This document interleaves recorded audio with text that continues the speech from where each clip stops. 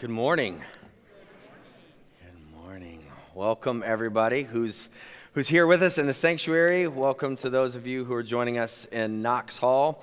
For those of you who are joining us online, thank you so much. I am so glad that you're here. Wherever you're sitting, glad that you are here with us this morning. Today we're finishing up this series called Wholehearted, where we're looking at our emotions. We've been looking at our emotions the last few weeks and trying to answer the question, what do we do with these emotions? Where do we take them?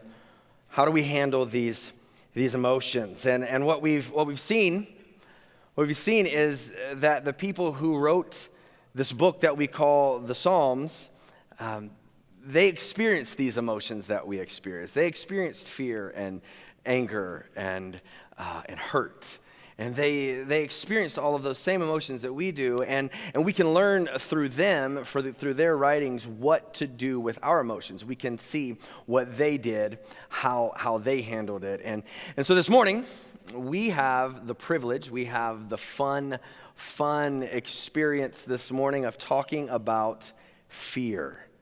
Who doesn't love talking about fear? So we get to talk about that this morning. The funny thing is if we talk about fear, if I asked you what your fears were, you would give me some very generic response, I'm sure. Someone may give me a legitimate fear, but most of us would give some very vague response. So I did some research and tried to find what the most common fears are. The 5 most common fears are what I found. Number 5, dogs. Dogs is the 5th most common fear. Number 4, spaces that are hard to escape. So whether something that's really, really open or something that's really, really enclosed, you people are scared of that. 3, heights. Heights, people are scared of heights. Number 2, snakes. And number 1, spiders. Spiders. Oh, I think this side is scared of spiders over here. So hopefully no spiders crawl out over here. So whatever the fear is, whatever you are afraid of, it's broken down into 2 categories, rational or irrational, right? We all understand that. There's a rational fear and there's an irrational fear. And let's be honest, it's the irrational fears that are more fun to talk about, right? It's those fears that are way more fun. A few years ago, my family was in Des Moines, Iowa for a wedding of my cousin. And my son, who is now 5, was 3 at the time, and my daughter, who's 4, was 2 at the time. And we were leaving my aunt's house and got into our car. My wife put my son in, I put my daughter in, and I was getting in, and my son started freaking out. And he started pointing out of the window, like screaming, the lady. And I looked out of the window to see what creepy lady was standing there looking in, and there was no one. And so I was like, okay, we're in a neighborhood. And I looked in the windows to see maybe who we saw in a window. And again, there was no one. And so that's when I started to panic. And I started thinking, oh no, my son is like that kid from The Sixth Sense. Like, what dead person is he seeing right now? This is scary. And so right before I started to really panic and really freak out, my daughter started pointing in the same direction and said, bug. And that's when I saw on the window a ladybug. And that's when I realized my son had a very irrational fear of ladybugs. I'm glad to report he no longer is scared of ladybugs, so that's good. But as silly as that is, as irrational as that seems, we all have those irrational fears, right? We all have those fears that everybody else looks at and says that's irrational. But fear is fear. Whether it's rational or irrational to you, fear that I feel is fear. It's something that I feel. Nobody wakes up and decides, you know what, I'm going to choose some very irrational thing to be scared of. It just happens, right? It just happens. Out of nowhere, you are face to face with fear. And so this morning, over the next few minutes, I want to look a little deeper into fear. And I believe that fear gets a bad rap because in itself, it's not a bad thing. Fear in itself is not a bad thing. It's a survival mechanism that is there to prepare us for danger, for the danger that's upon us, or at least the perception of danger that is upon us or approaching. And in fear, there's this chain reaction that begins, it's this chain reaction in your brain that begins with a shocking stimulus, and it goes through this process releasing chemicals and hormones, and it ends with your heart racing, and you're breathing fast, and your muscles are energized, and you're ready to go. I thought it was very interesting that approximately 30 different hormones are released in your body when you face fear to help you deal with this threat. It's a very, very fascinating thing, fear. And this morning, I want to ask you to do something with me. I want you to do something with me this morning that you may be surprised, but let's look at fear as though it's not bad. Let's forget this notion that fear is in itself innately a bad thing, because it's not. It's something that is very necessary. It serves our survival by causing the appropriate behavioral responses to help us deal with the situation that we find ourselves. In other words, without fear, we wouldn't last very long. Without fear, we would do something very stupid that fear tells us not to do. We would do something ridiculous. We would step out in front of traffic. We would pet a lion. We would do something stupid without fear telling us, hey, probably shouldn't do that. That's not good. So fear itself is not bad. And so when we end up face to face with fear, we're led through this process and we end up at this physiological reaction of fight or flight. We know those two. I think we all have heard that you face fear, you end up with fight or flight. Your reactions are to run away or to fight through it, right? That's what happens. That's why you have all of this energy. That's why your muscles are ready to go, so that you can either run fast away or you can fight through what it is. And so that's where we end up when we face fear. And one thing that I've seen, fear itself is innate, and it's also learned. Fear is innate, and it's learned. It's something that happens just because. It's something that just happens. You don't have to explain to a child that the dark is scary. They're just scared of the dark, right? You don't have to explain that to them. They get it. But then there are also those things that are learned. There are those things that we learn over time that they should be scary, that they are dangerous. Those are the things that are a little different. See, we have hurts from a divorce, and so we realize that trusting somebody or putting yourself in that situation is dangerous. It becomes a learned fear. We get passed over for a promotion, or we get passed over for a new job, and we learn that putting ourselves out there for the hope and trusting and hoping that we can get that, we learn that is dangerous because the hurt of that was too great. And for a lot of people in the church world, I've seen that we've hurt people. Us as church people have hurt people so much that to them it's too dangerous to come back into this building. The hurt was too great. In this chapter that we read earlier, Psalm 91 is beautiful. It's one that my dad taught me or challenged me to memorize when I was little. I was 8 years old, and he told me he would give me $20 if I memorized it. And when I was 18, I memorized it and said, hey, can I get that $20? Surprisingly, he said no. Right out of the gates, David, who is believed to have written this psalm, throws out the theme of this psalm. He declares right off the bat in the first verses here, he says, whoever comes near to God will find peace in whatever circumstance. That's the theme that he is going for. Whoever comes near to God will find peace in whatever circumstance. And that's his thesis. That's the point that he goes on to try to prove over the next 12 verses. And so what he's not saying, what he doesn't mean is that there are no consequences, that there's no pain, that there are no hard times, that there's no suffering, that there won't be failure, that there won't be loss. That's not what he's saying. You look at the verses, you look at these verses, and he declares that there will be. In verse 3, he says, he will deliver you from the snare of the fowler or the trap of the hunter.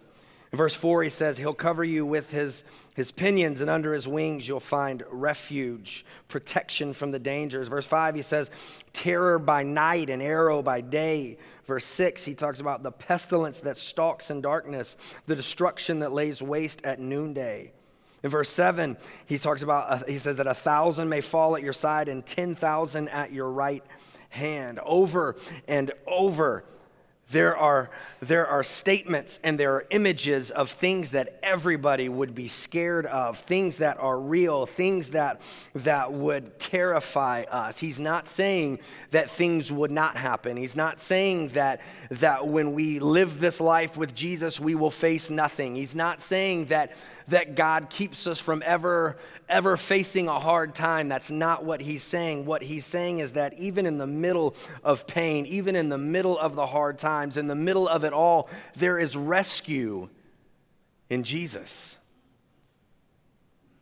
That even though we will go through those things, even though we will face fears, even though we face those things that nobody would say is irrational, that everybody says, yeah, I'm scared of the same thing. Even in the middle of those things, that there is rescue and there is hope.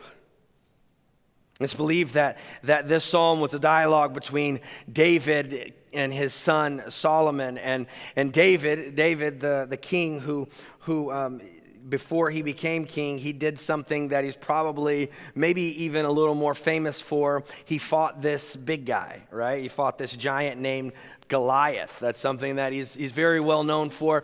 And he fought this Goliath, but before he actually fought, he walked out on the battlefield and he saw this giant standing and challenging the army of Israel, and he got angry inside, and so he said, I will fight the giant. And everybody tried to talk him out of it. They took him to the king, and King Saul at the time said, hey, you don't need to try to fight this guy. You're just a little boy. And he's been a soldier since he was a little boy. It's not going to go well for you. And I love David's response. Absolutely love David's response. He says back to Saul, right after Saul says, hey, you just need to go home and not worry about this. He says, hey, your servant, me, I used to keep sheep for my father. And when there came a lion or a bear and took a lamb from the flock, I went after him and struck him and delivered it out of his mouth. And if he arose against me, I caught him by his beard and struck him and killed him.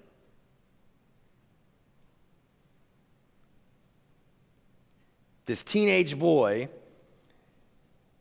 declaring that, hey, I can fight this giant because I fought a bear and a lion. Now, first off, that is probably one of the baddest statements in history. I'm just like, that is amazing that somebody could say that. He said, I grabbed him by his beard.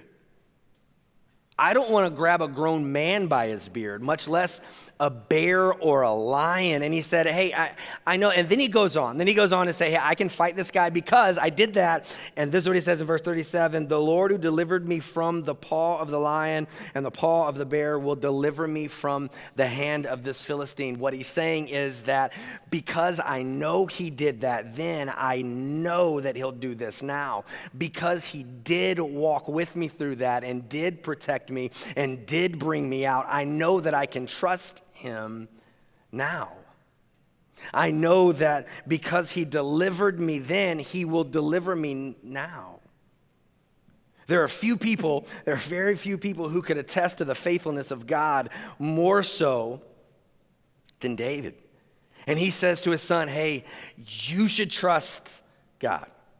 You should trust God, and here's why. He's going to protect you. He's going to be faithful, and he gives them all of these things of this is how God will be faithful because I know he's been faithful to me, and I know he'll be faithful to you. And these are all these things, and in the midst of this declaration of the faithfulness of God, he gives what is the challenge then, what is the challenge to him and to us. And it's this, in verse 9, he says, because you have made the Lord your dwelling place, no evil shall befall you. Because you have made him your safe place.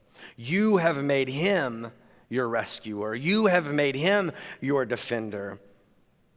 No evil shall be allowed to befall you. And here in the middle of all of this, he says, this is key. This is what we have to know. We trust. Just trust him. Hey, he's going to do it. We just trust. We just trust. In verse 10, there are two words that stand out to me in reading through this. It says, be allowed. Be allowed, that these things won't be allowed. It's interesting to me that these problems, these issues that we face know their place. They know that they are in subjection to God. And often we don't know that we're in subjection to God. But he said, hey, just trust. So how different would our lives be? How different would we be if we chose to trust, to submit? That in the middle of these fears, we just chose to trust. In verse 14, God speaks up and he says, hey, because he holds fast to me, I will deliver him. I will protect him because he knows my name. When he calls to me, I will answer him. I will be with him in trouble, and I will rescue him and honor him. The idea of these two verses is that we trust God and he rescues us. We submit to him and he saves us. That is the idea of what God is saying, is that this is all about what this relationship is. You trust me and I'll take care of you. You trust me and I'll take care of you. So the problem with fight or flight reaction, the problem with that to these learned fears is that in themselves, neither of these is the appropriate response. Neither of these, when faced with learned fears, is very helpful.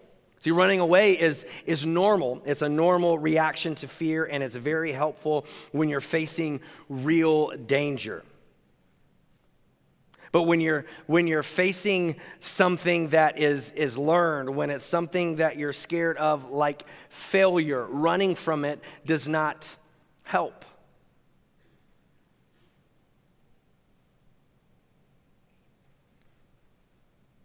Giving up on a dream doesn't help.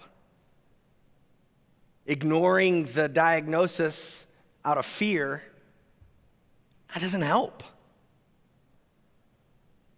And so, face to face with these learned fears, these reactions in themselves are not helpful. Fight, it doesn't help to run through and push through a lot of things. We've probably all faced a fear where we decided, I'm going to push through and this fear is not going to hold me back and I'm going to go even though I'm scared. My dad used to tell the story of when I was a kid touching a radio, and he would say, don't touch the radio, and I would touch it. And he would say, don't touch it again, and I would touch it, and he would pop my hand. And then I would touch it, and he would pop my hand. And then I would touch it, and he would pop my hand. And then finally I would go. I pushed through the fear. So we've all done that, and we've all realized that that wasn't necessarily beneficial. Maybe we've pushed through a real fear and come out the other side alive, come out okay, but maybe that's not good enough. Maybe that's not the point. Maybe the point is not to just come out alive on the other side. Maybe the point is to learn something else. Maybe it's not just merely to survive what happens. Maybe it's to learn something else. God doesn't say, hey, because he pushed through, I'll take care of him. He doesn't say that. He doesn't say, hey, because he made it out alive, I'm going to bless him. No, he says, because he holds fast to me in love, I will.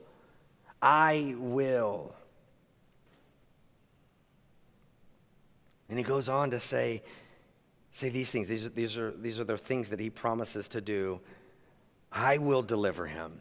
Because he holds fast to me, I will deliver him. I will protect him. I will answer him. I will be with him. I will rescue him and honor him. And I will satisfy him with long life. And he says, hey, because you trusted me, I'm going to do all of these things. And then he goes on and says, hey, these are the requirements. These are the requirements. This is crazy right here. He says, he holds fast to me in love. He knows my name. And he calls to me. This is relationship. This is a relationship. And what he's saying is, because of our relationship, I'm going to rescue you. I'm going to save you. I'm going to deliver you. I'm going to help you because of our relationship. Because I'm that good, I'm going to do this. All you have to do is to hold to me, trust me, know me, pray to me. And I'm not saying that we have to somehow learn how to undo this physiological reaction of fight or flight. I'm not saying that we have to learn how to undo that thing. What I'm saying is that in and of themselves, they're not beneficial. But maybe instead of running away from something, we should run to something or someone. Instead of fighting through on our own, maybe we should trust God that He's going to fight for us and with us and bring us through to the other side. So what I'm saying is that maybe we allow these fears to cause us to either run to Him for protection and safety, or we allow these fears to cause us to fight with His strength and in His name. It's not about undoing fear. It's not about defeating fear. It's not about avoiding fear. It's about using those fears to push us to trusting God. That even in this moment when everything is difficult and I am scared to death, I know that God is bigger. I know that God is stronger. I know that God is greater. It's not about running. It's not about fighting through. It's about standing and saying, hey, you know what? No matter how big you are, He is bigger. No matter how scary you are, He is stronger. And He promised that He will be with me. And He has proven it over and over that He has been with me. And I know that He will continue to be with me. And so that is what we do with fear. We don't run from it. We don't hide from it. We don't fight through fear. what we do with fear is take that fear to God and say, God, I trust you. In the middle of this, I trust you. And he promises to deliver, to protect, to answer. Let's pray. Father, I thank you for who you are. God, I thank you that you do deliver us, that you do rescue us, God, that you desire to rescue. You desire to do more than we could ever imagine. And I pray that you would cause us, God, to bring those fears to trust in you. In Jesus' name.